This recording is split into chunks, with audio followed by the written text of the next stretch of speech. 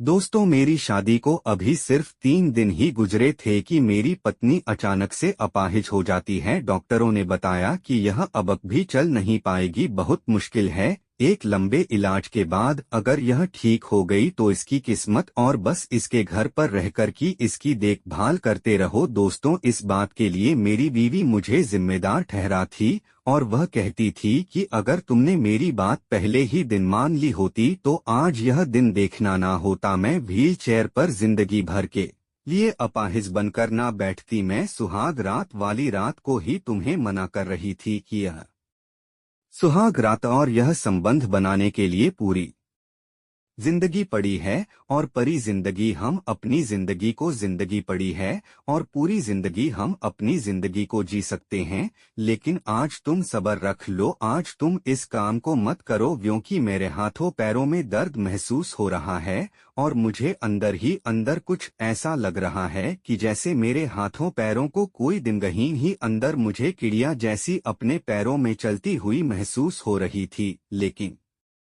तुमने मेरी एक नहीं सुनी। तुम अपनी हवस की आग में इतने जोश में थे कि तुमने मेरे एक एक करके कपड़े उतार दिए और फिर पूरी रात मुझे कई बार रौंदा। तुमने उस दिन के बाद से जो मेरे पैरों में हटकल और बेचैनी शुरू हुई, आज नतीजा तुम्हारे सामने है कि डॉक्टर ने बिल्कुल मुझे मना कर दिया है चलने फिरने के लिए। ने बिल्कुल मुझे मना कर दिया है चलने फिरने के लिए कि मैं अब जिंदगी में कभी चल फिर नहीं सकती। पत्नी की यह बात सुन रहा था और मैं यह सोचने पर मजबूर था कि आज तक सैकड़ों ऐसे लोग शादीशुदा मेरे संपर्क में हैं जिन्हें मैं जानता हूं, आज तक कभी कोई ऐसा केस नहीं सुना गया है कि सुहागरात मनाने की वजह से, यह संबंध बनाने की वजह से कोई औरत अपाहिज हो गई हो। यह अजीबोगरीब मसला मेरे साथ हुआ था, लेकिन क्या करता। डॉक्टर ने मुझसे खुद कहा था कि तुम्हारी पत्नी अपाहिज हो गई है, यह चल नहीं फिर सकती, यह माजू हो गई है। तो दोस्तों, बड़ी ही इंटरेस्टिंग आज की कहानी है, सुनक के आपको भी बहुत इंटरेस्ट और बहुत मजा आएगा। बने रहिए मेरे साथ। 15 से 20 मिनट के लिए ज्यादा आपको बर नहीं करूंगा और मुझे उम्मीद यह है कि आपको कहानी के अंदर बिल्कुल भी बोर नहीं होना पड़ेगा। एक बार जब आप कहानी सुनने लगेंगे तो मुझे उम्मीद है कि पूरी कहानी सुनकर के हटेंगे। दोस्तों, कहानी सुनाने से पहले एक छोटी सी रिक्वेस्ट है, अगर आप मेरे चैनल पर नए हैं तो प्लीज चैनल सब्सक्राइब कर दें और वीडियो को लाइक शेयर कर दें, क्योंकि आपकी एक लाइक से मुझे बड़ी हिम्मत मिलती है। दोस्तों, यह कहानी है रवि की। रवि एक बहुत ही शरीफ और एक किसानी काम करने वाला लड़का था। ज्यादा इधर उधर उसका बैठना, दूसरों से मेलजोल, इधर उधर घूमना फिरना बिल्कुल भी नहीं था। अपने काम में अपने काम से काम रखता था, अपने घर वालों की, अपने माँ बाप की सेवा करता था। रवि के दूर के रिश्तेदार थे शालिनी के पिता, उन्हें शालिनी के लिए रवि पसंद आ जाता है। शालिनी जो थी वह आज के जमाने की मॉडर्न लड़की थी। उसे इधर उधर पार्टियों में जाना, घूमना फिरना, शॉर्ट कपड़े पहनना, यह सब कुछ अच्छा करता लगता था। उसे मॉडलिंग का शौक था और वह आज के जमाने के हिसाब से मॉडल तरीके से रहती थी। जब शालिनी ने देखा कि उसके पिता उसकी शादी एक सीधे साधे लड़के से, जो एक घरेलू लड़का का होता है, जिसे बाहर की दुनिया का ज्यादा कुछ पता नहीं होता, उससे करना चाहते हैं, तो वह तड़प जाती है। वह अपनी शादी का विरोध करती है। लेकिन शालिनी के पिता ने देखा कि शालिनी के लिए रवि से बेहतर लड़का कोई नहीं रहेगा, इसलिए ना चाहते हुए भी शालिनी के पिता रवि से उसकी शादी करा देते हैं। उसकी शादी होने के बाद 3 दिन बाद ही रवि की पत्नी शालिनी अपाहिज होकर बेड पर पड़ जाती है। शालिनी के अंदर इतना चिड़चिड़ापन आ गया था कि अब वह हर वक्त रवि से लड़ती झगड़ी रहती और अपने इस बीमारी का कसूरवार रवि को ही ठहरा। रवि अपनी पत्नी के सामने हाथ जोड़कर माफी मांगता कि शालिनी, जो कुछ हो चुका है वह हो गया है, मुझे माफ कर दो। जब आदमी की जिंदगी में उसकी पत्नी दुल्हन बनकर आती है तो हर लड़के को, हर औरत को यह तमन्ना होती है कि शादी की पहली रात में वह कुछ अलग ही अनुभव करेगा। मुझे यह पता नहीं था कि तुम्हारी हालत इतनी खराब हो जाएगी कि तुम जिंदगी भर के लिए बेड पर पड़ जाओगी। मैं तो सिर्फ यह समझ रहा था कि शादी उसका घर हजार काम होते हैं और तुमने भी घर में काम किए होंगे, इस वजह से तुम्हें थकन है, जिस वजह से तुम हाथ पैरों में दर्द बता रही हो। बस यह समझकर मैंने तुम्हारी बात नहीं मानी थी और शादी की रात को ही मैंने तुमसे वह सब कुछ कर लिया था जो एक पति पत्नी के बीच में होता है। अब मैं तुम्हारा अच्छे से इलाज कराऊंगा, बढ़िया से बढ़िया डॉक्टर तुम्हारे लिए हायर करूंगा, जितना भी हो सकेगा ज्यादा से ज्यादा पैसा लगाऊंगा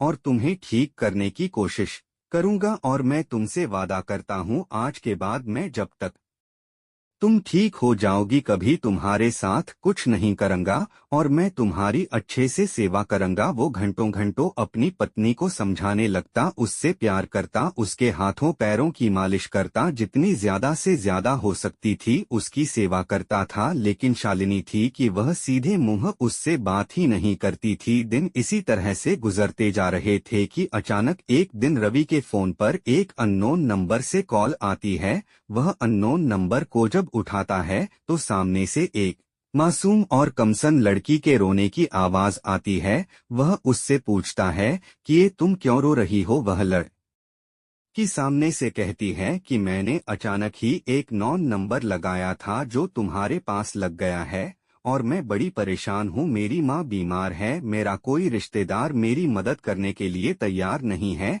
जो मेरे माँ के इलाज के लिए पैसे दे सके। मैंने सिर्फ यह सोच करके कोई भी अपनी तरफ से अपने दिमाग से एक अननोन नंबर लगा दिया कि जिसके पास भी लगेगा मैं उससे, क्योंकि अजनबी आदमी अक्सर मदद कर दिया करते हैं और जानने पहचानने वाले रिश्तेदार लोग ऐसी परेशानी के वक्त में मदद नहीं करते। मैं आपसे हाथ जोड़कर विनती करती हूँ कि प्लीज आप मेरी मदद कर दें, मेरी माँ के इलाज के लिए पैसे दे दें। उस लड़की की बात सुनकर के रवि बड़ा परेशान और हैरान था कि एक अचानक से अननोन नंबर से कॉल आ रही थी और वह अपनी माँ की बीमारी का हवाला देकर के उससे पैसे मांग रही थी, क्योंकि आज के दौर में लोग इतने फ्रॉड हो चुके हैं और आज के दौर में ऐसे ऐसे तरीकों से फ्रॉड गर्दी लोगों को लूटा जा रहा है। यह सारी बातें रवि जानता था, इसलिए वो उस लड़की से कहता है कि देखो मैं इस तरह से ऑनलाइन तुम्हें पैसे नहीं दे सकता। हाँ, अगर वाकई तुम्हारे पास कोई मजबूरी है, तुम मजबूर हो, तुम्हारी माँ बीमार है, तुम्हारे आगे पीछे कोई नहीं है, मैं तुम्हारी मदद करने के लिए तैयार हूँ, लेकिन फेस टू फेस मिलना चाहता हूँ मैं तुमसे। दोनों के बीच में जगह तय हो जाती है। वह अपनी रोती हुई आवाज को संभालती है और वह रवि का बहुत शुक्रिया अदा करती है कि बाबूजी आपने कम से कम मुझे एक उम्मीद तो बनाई कि आप मेरी मदद करने के लिए तैयार हैं। मैं जानती हूँ कि आज के टाइम में बहुत ज्यादा फ्रॉड है, कोई भी आदमी अपने खून पसीने की गाय कमाई को यूं ही किसी को नहीं दे देता है। आप बताइए मुझसे कहाँ मिलना चाहते हैं। दोनों ने एक जगह फिक्स कर ली। लगभग एक ढाबे पर उन्होंने मिलने का समय दिन का रखा और उस ढाबे पर कुछ पैसों का इंतजाम करके लगभग 12 बजे रवि वहां पहुंच जाता है। जाकर के इधर उधर देखता है तो उस वक्त में उसे कोई नहीं दिखाई देता। रवि सोचता है कि शायद उसको किसी ने बेवकूफ बनाया है, लेकिन थोड़ी ही देर में वहां पर एक लड़की लगभग जिसकी उम्र सिर्फ महज अभी 15 साल थी, अपने जिस्म को एक चादर से लपेटे हुए वह रवि के सामने खड़ी थी। क्योंकि फोन पर ही दोनों के बीच में पहचान तय हो गई थी, रवि ने बता दिया था कि मैं इस तरह के कपड़े पहनकर आऊंगा, इस तरह की पैंट होगी और तुम मुझे पहचान सकती हो। इसी तरह उस लड़की ने भी बता दिया था कि मैं एक सफेद चादर अपने जिस्म पर लपेटकर यानी ओढ़ करके आऊंगी जो मेरी पहचान होगी। रवि समझ जाता है कि यह वही लड़की है जिससे फोन पर उसकी बात हुई थी। जब वह आकर के टेबल पर कुर्सी पर उसके सामने बैठती है तो रवि उस लड़की को एक नजर जब देखता है तो देखता ही रह जाता है। यूं तो कहने को रवि की उम्र 25 साल थी, लेकिन उस 15 साल की कमसन लड़की को जब वो चादर में लिपटे हुए देखता है तो उसकी नजर उस पर हटती ही नहीं है। वह सोचने पर मजबूर हो जाता है कि मैं अपनी पत्नी को पाने के लिए शादी से पहले कितना उतावला था, मुझे वह मॉडर्न कल्चर में ढलने वाली मेरी पत्नी कितनी अच्छी लगती थी, लेकिन एक खूबसूरत औरत की खूबसूरती अगर छुपी हुई हो तो वह उस मॉडर्न दौर की लड़की से कहीं ज्यादा खूबसूरत होती है। आज वह चादर में लिपटी हुई लड़की उसे बहुत ज्यादा हसीन लग रही थी। अब दोनों के बीच में जब बातों का सिलसिला शुरू हुआ तो उस लड़की ने कहना शुरू किया कि बाबूजी, मैं आ गई हूँ, अगर आपको यकीन नहीं है तो आप चल करके मेरे साथ मेरी माँ को अस्पताल में देख सकते हो, और फिर वह पैसा आप मेरे हाथ में भी मत दो, काउंटर पर आप डॉक्टर को जमा करा दो मांगे हैं। डॉक्टर ने और कहा है कि ये तुम 1,000 जमा करा दो, फिर हम तुम्हारी माँ का ऑपरेशन कर देंगे। मेरी माँ दर्द से तड़प रही है, चिल्ला रही है, उसको प्रश्न की जरूरत है। अभी औपचारिक तरीके से डॉक्टरों ने हल्का फुल्का उसका इलाज शुरू कर दिया है, लेकिन उसका मुकम्मल और पूरा इलाज तभी होगा जब मैं 1,000 जमा करा दूंगी। मुझे 1,000 की सख्त जरूरत थी, आपको फोन लग गया और आपने मुझे बुलाया, मैं आ गई हूँ। रवि उसको ऊपर से नीचे तक देखता है और देखकर कुछ सोचने के बाद एक फैसला कर लेता है अपने मन ही मन में, और फिर उस लड़की के साथ चल देता है। अस्पताल में जाता है तो उस लड़की की सारी बातें बिल्कुल ठीक थी। उसकी बूढ़ी माँ एक बिस्तर पर अस्पताल के कमरे में लेटी हुई थी जिसका इलाज चल रहा था। वह काउंटर पर पहुंचता है और 1,000 जाकर के जमा कर देता है और डॉक्टर से कहता है, इस लड़की की माँ का इलाज शुरू कर दो। जब वह अस्पताल से बाहर निकलता है तो कहता है कि मैंने तुम्हारी माँ को देख लिया है, मुझे तुम पर पूरा यकीन है। अब तुम अपना नाम बताओ कि तुम्हारी नाम क्या है। लड़की कहती है कि मेरा नाम सोनिया है, आप मुझे सोनिया कह करके बुला सकते हो। उसके बाद में रवि अस्पताल में उस लड़की को छोड़कर आ जाता है और कहता है कि मैं बहुत जल्द ही 10,000 का इंतजाम कर दूंगा, और वो 1-2 दिन के बाद 10,000 का इंतजाम करके फिर वह 10,000 अस्पताल में जमा करा देता है। उसकी माँ का ऑपरेशन हो चुका था और ऑपरेशन होने के बाद वो अब पहले से स्वस्थ लग रही थी, यानी उसका जो इलाज वो बढ़िया तरीके से उसे मिल चुका था। सोनिया रवि की बहुत एहसानमंद होती है, वह उसका बहुत शुक्रिया अदा करती है और उससे कहती है कि रवि साहब, अगर कभी आपको मेरी कहीं भी किसी भी वक्त किसी भी तरह की मदद की जरूरत पड़े, मैं आपकी मदद जरूर करूंगी। आपने मेरी माँ का इलाज करा करके मुझे अपने एहसानों के बोझ के नीचे दबा दिया है। अगर मैं तुम्हारे काम आ सकी तो जरूर तुम्हारे काम आऊंगी। रवि कहता है कि मैं कोई एहसान नहीं कर रहा हूँ तुम्हारे ऊपर, मैं मेरा जो फर्ज था मैंने कर दिया है। मैं एक धार्मिक आदमी हूँ, इन चीजों पर बहुत विश्वास रखता हूँ कि अगर आदमी किसी की मदद करता है तो उसका फल उसे भले ही दुनिया में ना मिले, लेकिन मरने के बाद भगवान वह ईश्वर उसको जरूर देता है। इसी तरह से अब उसने कहा कि इसके बदले अगर तुम कर सकती हो तो मैं तुमसे एक बात चाहता हूँ, एक काम चाहता हूँ। वह हैरत से बोलती है कि बताओ रवि साहब, क्या काम कराना चाहते हो मुझसे। वह कहता है कि मैं तुमसे दोस्ती करना चाहता हूँ। वो अपने बारे में भी बताता है। वह उससे बता देता है कि उसकी पत्नी बीमार है, 3 दिन 4 दिन की शादी हुई थी जब वह बिस्तर पर पड़ गई थी। अब वह बिस्तर पर ही पड़ी रहती है, उसके किसी काम की नहीं है। बस मेरे मन में एक चीज है, अपनी पत्नी की सेवा कर रहा हूँ, वैसे मुझे कोई दिक्कत नहीं है। तुमसे दोस्ती इसलिए करना चाहता हूँ कि बस तुम्हारी माँ भी बीमार है, मेरी पत्नी भी बीमार है, दोनों हम परेशान हैं। एक दूसरे से अपनी बातें शेयर कर लिया करें, एक दूसरे का मन हल्का हो जाया करेगा। वह लड़की उससे कह देती है, वादा कर लेती है कि ठीक है, आज से हमारी दोस्ती रही। एक दूसरे को अपने अपने नंबर भी दे देते हैं। रवि अपने घर आ जाता है, वह लड़की अपने घर आ जाती है। दोनों के बीच में बातें शुरू हो जाती हैं कि अचानक एक दिन उस लड़की का रवि के फोन पर फोन आता है। वह लड़की कुछ घबराई हुई थी, रोने जैसी उसकी आवाज हो रही थी और पहले से भारी उसकी आवाज हो गई थी। रवि पूछता है कि सोनिया, क्या बात, क्यों परेशान हो, तुम्हें ऐसी क्या परेशानी है। वह कहती है कि जहां मैं काम करती थी वहां के लोग मेरे काम से अब संतुष्ट नहीं है। वह कहते हैं कि तुम छुट्टी ज्यादा करने लगी हो, तुम्हारा काम में ध्यान नहीं है, तरह तरह के मेरे ऊपर इल्जाम लगा रहे हैं।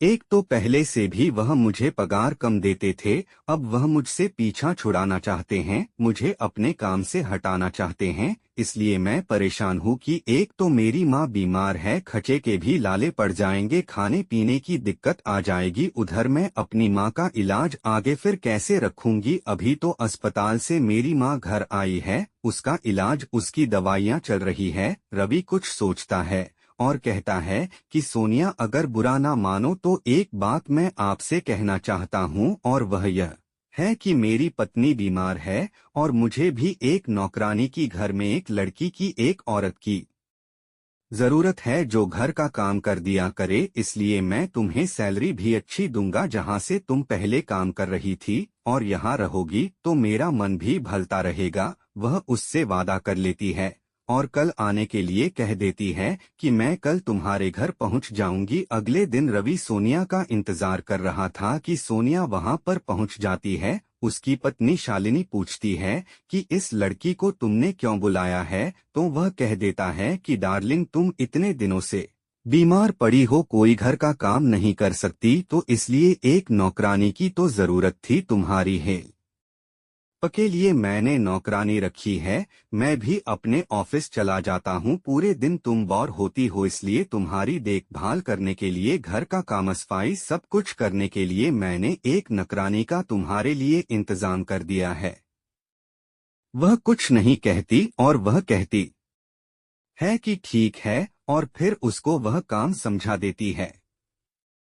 अब उसी घर में रवि था और उसी घर में 15 साल की खूबसूरत वह नौकरानी सोनिया थी। रवि के मन की मुराद पूरी हो गई थी, क्योंकि रवि अंदर ही अंदर हर रोज उसके मन में सोनिया के प्रति चाहत बढ़ती जा रही थी। उसके मन में बुरे बुरे सोनिया को लेकर विचार आते थे। उधर शादी के बाद ही उसकी पत्नी बीमार हो चुकी थी, महीनों से वह बिस्तर पर पड़ी हुई थी। पत्नी का सुख जो है वह रवि को नहीं मिल पा रहा था। एक बार जो सुहागरात पर उसने अपने पत्नी के साथ जो भी किया था, उस रात को उसके बाद से एक औरत का सुख पाने के बाद दोबारा उसको सुख नहीं मिला। स्वाभाविक बात है कि नए नए लड़कों की या लड़कियों की जब शादी होती है तो शादी की पहली रात के बाद फिर वह नए नए दुल्हा दुल्हन हर रोज संबंध बनाते हैं और अपनी मस्ती में गुम रहते हैं। लेकिन यहाँ रवि के साथ उल्टा हुआ था। रवि की पत्नी बिस्तर पर पड़ गई थी अपाहिज होकर के, और रवि रातों को अकेले करवट बदलता रहता था। इसलिए रवि के मन में कहीं ना कहीं सोनिया को लेकर के लालच था। दूसरी बात यह थी कि सोनिया अभी सिर्फ महज 15 साल की थी और रवि 25 साल का कड़ियल नौजवान था। वह रवि को बर्दाश्त भी कर पाती या नहीं कर पाती, यह रवि ने नहीं सोचा था। लेकिन अब दिन बदन रवि सोनिया के साथ ज्यादा फ्रैंक होता जा रहा था। वह सोनिया को कभी कभी बातों ही बातों में उसका हाथ पकड़ लिया करता, कभी उसके कंधे पर हाथ रख दिया करता, यानी ज्यादा से ज्यादा वह सोनिया को टच करने की कोशिश करता, क्योंकि सोनिया उसके एहसानों के नीचे इतनी दबी हुई थी, या वह भी उसके करीब आ रही थी, यह कहा नहीं जा सकता था। लेकिन सोनिया रवि की बात का, उसके दछूने का, उसके टच करने का बुरा नहीं मानती थी। इसी तरह से टाइम गुजर रहा था कि एक दिन रवि महसूस करता है कि जब सोनिया को वह टच करने की कोशिश करता है, उससे हंसी मजाक करने की कोशिश करता है, तो सोनिया एकदम से अचानक से मायूस सी हो जाती है। उसे ऐसा लग रहा था कि शायद उसके अंदर कुछ चल रहा है जो उसकी जबान पर नहीं आ पा रहा है। वो उससे पूछना चाहता था कि सोनिया, उसका छूना उसे पसंद नहीं है, या फिर ऐसी 2-3 दिन से क्या बात ऐसी हो गई है जिसकी वजह से वह परेशान रहने लगी है। रवि को अपनी पत्नी का भी अब डर नहीं रहा था। वह उसके पीठ पीछे जब भी, क्योंकि उसको पता था कि उसकी पत्नी बिस्तर पर पड़ी हुई है, कमरे से बाहर आ नहीं सकती, अकेली उठ नहीं सकती, कहीं भी जा नहीं सकती, इसलिए वह कमरे का दरवाजा हमेशा आगे से उसके पर्दे लगा करके रखता जब वह घर में होता। और जब सोनिया घर में इधर उधर काम कर रही होती तो वह काम के बहाने, यानी उसका हाथ बटा के बहाने, उसके साथ में लगा रहता और फिर उसको टच करता रहता। वह बस अभी सोनिया को और ज्यादा खोलना चाहता था, वह उससे इस तरह से अपने बस में करना चाहता था कि सोनिया राजी से उसकी दीवानी हो जाए और इसीलिए वह धीरे धीरे उस पौधे को सींच रहा था, उसको जवान कर रहा था, बड़ा कर रहा था। और वह ये सोच रहा था कि इस पौधे को जो मैंने लगाया है, इसका फल मैं तब खाऊंगा जब यह फल पूरी तरह से पक जाएगा। उसके वो पकने का इंतजार कर रहा था, यानी वह उससे अपने आप को घुलना मिलना इतना चाह रहा था कि वो उससे इतनी घुल मिल जाए कि वह खुद ही सोनिया उससे अपने प्यार का इजहार कर दे, तो फिर उसके साथ संबंध बनाने में उसे कोई भी दिक्कत और परेशानी नहीं आएगी। वो यह सोच रहा था कि अगर उसने पहल कर दी और सोनिया को इस बात का बुरा लग गया या उसने जरा सी भी इस बात को अपनी मैडम से कह दिया तो फिर उसकी शामत आ जाएगी। यह सोचते हुए कभी भी उसने सोनिया की तरफ इस तरह से पहल नहीं की थी, सिर्फ वो हंसी मजाक में उसको टच कर दिया करता था। इसी तरह से दिन गुजर रहे थे। एक दिन जब रवि ऑफिस से बाहर से घर आता है तो वह सोनिया को देखता है। वहां पर वह दिखाई नहीं दी, अपनी बीवी के पास बैठता है। पहले इधर उधर की बातें करता है, फिर बातों ही बातों में उससे पूछता है कि सोनिया कहाँ है। उसकी पत्नी कहती है कि ये स्टोर रूम में बहुत ज्यादा कचरा था, बहुत ज्यादा गंदा हो गई थी, इसलिए मैंने उसको स्टोर रूम में सफाई करने के लिए भेजा है। बस फिर 1-2 मिनट और वह पत्नी के पास बैठता है और बहाने से वहां से उठ कर के सीधा स्टोर रूम में पहुंचता है। स्टोर रूम में आने के बाद उसने देखा कि सोनिया का दुपट्टा एक तरफ रखा हुआ है, बाल उसके खुले हुए हैं और पूरी तरह से साफ दिखाई दे रहा था। आज वह सोनिया को देख करके अपना आप खो बैठता है और आज वह सब कुछ कर गुजरना चाहता था जो वह चाहता था सोनिया के साथ, जो उसे अपनी पत्नी से नहीं मिल रहा था और जिस बात के लिए वह सोनिया को अपने घर में लाया था, इसलिए वह सब कुछ कर देना चाहता था। उसे पता था कि यहाँ पर अगर वह सोनिया के साथ एक बार को जबरदस्ती भी करेगा तो सोनिया चीखेगी चिल्लाएगी नहीं, भले ही वह चाहे राजी से उसका साथ ना दे, लेकिन उसके एहसानों के नीचे वो इतनी दबी हुई है कि वो चीखने चिल्लाने की हिम्मत नहीं करेगी। बस यही सोच करके रवि दरवाजा बंद कर देता है स्टोर रूम का। जब सोनिया देखती है कि रवि स्टोर रूम के अंदर आया है और उसने दरवाजा बंद कर दिया है तो डर जाती है और दौड़कर अपनी चादर उठाने लगती है जो वो ओढ़ी रहती थी। हर वक्त भी उसका हाथ पकड़ लेता है और कहता है कि चादर ओढ़ने की जरूरत नहीं, तुम ऐसी ही अच्छी लग रही हो और आज तुम मुझे इतनी खूबसूरत लग रही हो कि आज मैं अपने मन की मुराद पूरी करना चाहता हूँ। सोनिया, बहुत दिनों से मेरे अंदर एक बात है, एक राज है जो बहुत दिनों से मैं तुमसे कुछ कहना चाहता था, लेकिन शायद तुम मुझे पूरी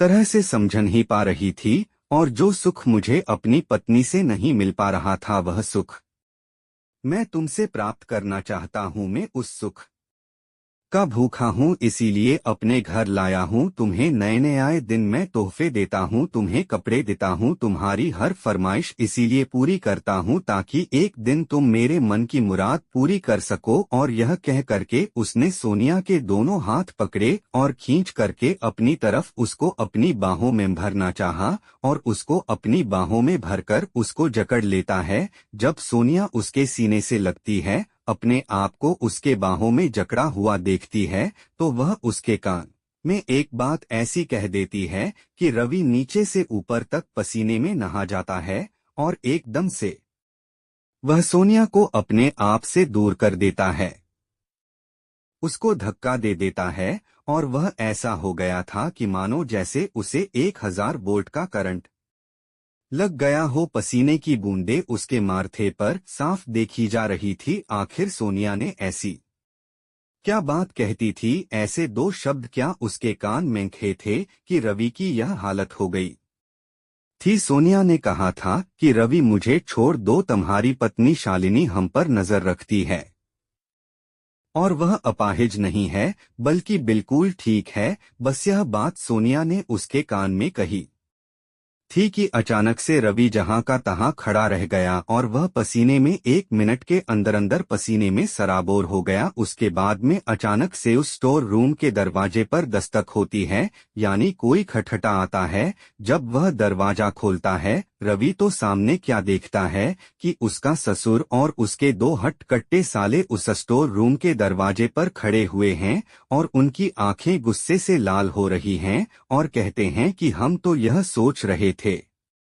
अपनी बेटी की बात को गलत मानते थे। वो बार बार हमसे शिकायत करती थी, लेकिन हमें यकीन नहीं था। आज अपनी आंखों से तुम्हें रंगे हाथ पकड़ लिया है। तुम तो एक नंबर के अयाश हो। रवि का ससुर कह रहा था कि मैं तुम्हें जितना शरीफ और सादा समझता था तो तुम तो मेरे उस विश्वास से कहीं ज्यादा गंदे इंसान हो। मैंने अपनी बेटी की शादी उसकी मर्जी के बगैर तुमसे इसलिए की थी कि तुम मुझे बिल्कुल एक आज के दौर में परफेक्ट इंसान जमते थे और मुझे यह पता था कि एक ना एक दिन मेरी बेटी तुम्हें अपना लेगी और तुम्हारे साथ जिंदगी सही तरह से उसकी गुजरेगी और तुम मेरी बेटी के साथ जिंदगी भर वफादार रहोगे। लेकिन तुम तो एक पल लेदरजे के अयाश आदमी निकले। एक कमसन 15 साल की लड़की के साथ तुम इस कमरे में रंगरेलियां मना रहे थे। यह बात सुननी थी कि उसके दोनों साले अंदर आते हैं और रवि को कॉलर से पकड़ कर के बाहर घसीटते हुए ले जाते हैं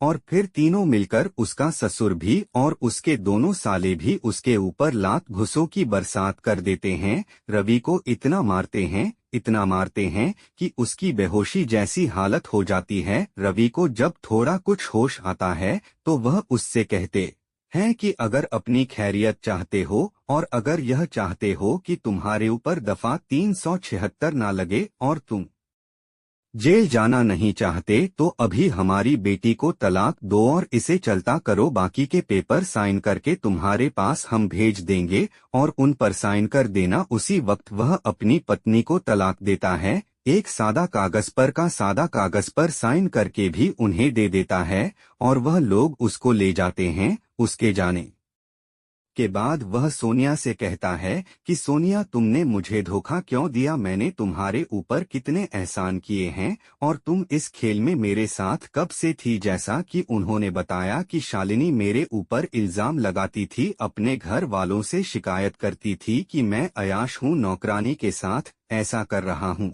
मैंने तो कभी तुम्हारे साथ नहीं, जो मेरे दिल में था वो सिर्फ दिल में था, बाहर तो आज जा रहा था और आज भी कुछ नहीं हुआ। सोनिया कहने लगी कि रवि, मैं क्या करती, मैं मजबूर थी। मैं तुम्हारी पत्नी शालिनी की चाल का एक मोहरा थी। यह सब कुछ, यह सारा षड्यंत्र, मुझे तुम्हारे पास भेजना और तुमसे पैसे मांगना, यह सब कुछ तुम्हारी पत्नी की चाल थी। वह तुमसे शादी करना नहीं चाहती थी। उसके बाप ने उसकी मर्जी के खिलाफ तुमसे शादी कराई थी और वह बीमार भी नहीं थी, वह अपाहिज भी नहीं थी। पहली रात जब तुमने उसके साथ स्वाग रात मनाई, उसके सारे अरमान टूट गए थे। उसके पहले शही एक बॉयफ्रेंड था और उस दिन उस सुहागरात मनाने का वह बदला तुमसे लेना चाहती थी। जिंदगी भर से तुमसे पीछा छुड़ा करके वह अपने बॉयफ्रेंड के साथ रहना चाहती थी। इसीलिए उसने डॉक्टर को अपने साथ मिला लिया और डॉक्टर को अपने साथ मिलाने के लिए उसको मुंह मांगा पैसा दिया, क्योंकि तुम्हारी पत्नी एक अमीर घर से ताल्लुक रखती है, पैसे की उसके पास कोई कमी नहीं है।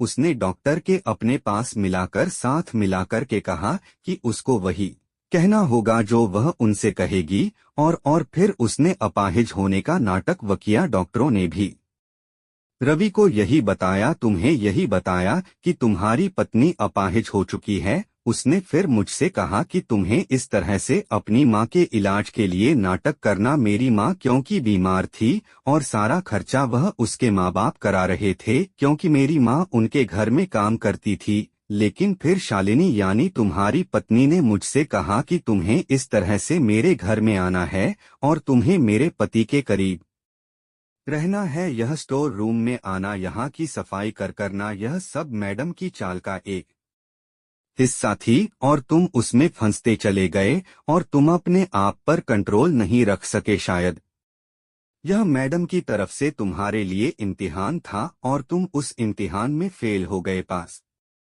नहीं हो पाए, जिसकी तुम्हें सजा यह मिली कि तुम्हारी पत्नी तुम्हें छोड़कर जा चुकी है। सोनिया यह सब कुछ बता रही थी और रवि खड़ा हुआ चुपचाप सुन रहा था और यह बात सुनने के बाद उसने अपनी पत्नी शालिनी के बारे में सोनिया से ही कहा कि अगर उसे मैं पसंद नहीं था तो चुपचाप वह मुझसे तलाक ले लेती, मैं शायद उसे तलाक दे देता। इतना षड्यंत्र रचने की, इतना ड्रामा करने की यह जरूरत ही क्या थी कि उसने मेरी जिंदगी बर्बाद कर दी है, और तुम भी उसके इस षड्यंत्र में शामिल रही। सोनिया कहती कि बाबूजी मैं कुछ नहीं कर सकती, मेरी माँ जो है लगभग 20 साल से उनके घर की नौकरानी थी, हर टाइम वह हमारे घर की हमारी मदद करते रहते हैं। मेरे बाप के मरने के बाद घर का सारा खर्च उसके बाप मेरे घर में भिजवा दे थे, बस मेरी माँ उनके यहाँ काम करती थी, बल्कि हमारे घर का उन्हीं के घर से चलता है। इसलिए उनके इशारों पर, उस लड़की के यानी तुम्हारी पत्नी के इशारों पर हमने काम किया। तुम्हारे ससुर को इस बारे में बिल्कुल नहीं पता था, लेकिन जैसा आईना तुम्हारे ससुर को तुम्हारी पत्नी ने दिखाया उन्होंने वैसा ही देखा। उन्होंने तुम्हें मारा, पीटा और फिर अपनी बेटी को वो ले जाते। तो दोस्तों यह थी आज की कहानी के शादी में रजामंदी लड़के लड़की की जरूरी होती है। अक्सर ज्यादातर जो शादी होती है वह अरेंज होती है। आज भी माँ बाप अपनी बेटी या बेटे के लिए लड़की या लड़का देख लेते हैं और फिर उसी तरह शादी होती है। और ज्यादातर 90 पर शादियां पहले जमाने से आज तक इसी तरह से चलती आ रही है और ज्यादातर 90 पर सक्सेस ही होती है। लेकिन आज का मॉडर्न जमाना जैसा है उसमें शादियां जितनी अपनी पसंद से, अपनी मर्जी से हो रही है, उतनी ज्यादातला के मामले भी बड़े हैं। तो कैसी लगी आपको ये कहानी जरूर बताइए। Thank you.